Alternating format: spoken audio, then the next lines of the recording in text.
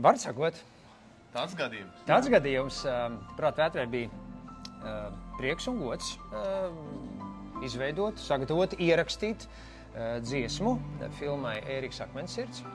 Ģimenes filma, piedzīvojuma filma, un zinot, ka filmā būs pirāti, kaut kā sākotnēji likās, ka noteikti vajag kaut ko tādu lustīgu, kas sit pa kāju pa grīdu un ar dūri pa galdu ar ritmiņu, kaut kas tāds īriskā garā, tāds lustīgs gabaliņš, bet parunājot ar filmas režisoru Ilmāru Rāgu, tāpēc skaidrs, ka jā, visas pirātu aktivitātes notiek. Zēni, ideja ļoti laba, bet... Ideja laba, Zēni, bet filmas nobeigums ir ļoti gaišs un paceļošs. To arī plakāts rāda. Jaunieši pēc piedzīvojumiem atgriežas mājās laimīgi un satiek ģimenes. Un bija skaidrs, ka tai dziesmai ir jābūt tādai gaišai, sirsnīgai, tādas pamatvērtības nostiprinošai. Ar laimīgām beigām. Ar laimīgām beigām, jā. Līdz ar to viņa ir gana romantiska, ar spēcīgu piedziedājumu.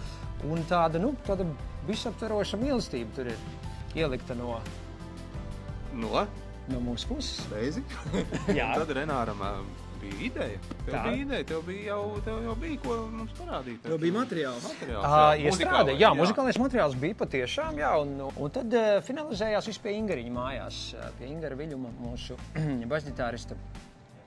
Slavenajā studijā. Slavenajā Ikšķeles studijā. Tika salikt visi punkti uz I, un jā, liekas, ka rezultāts ir ļoti jauks.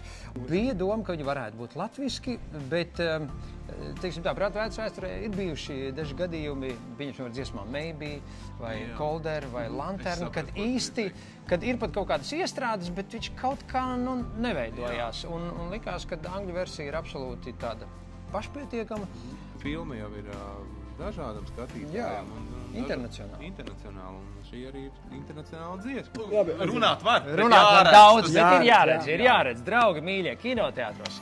No 20. oktobra Ēriks Akmenssirds, laipni lūgti. Skatīsimies kopā.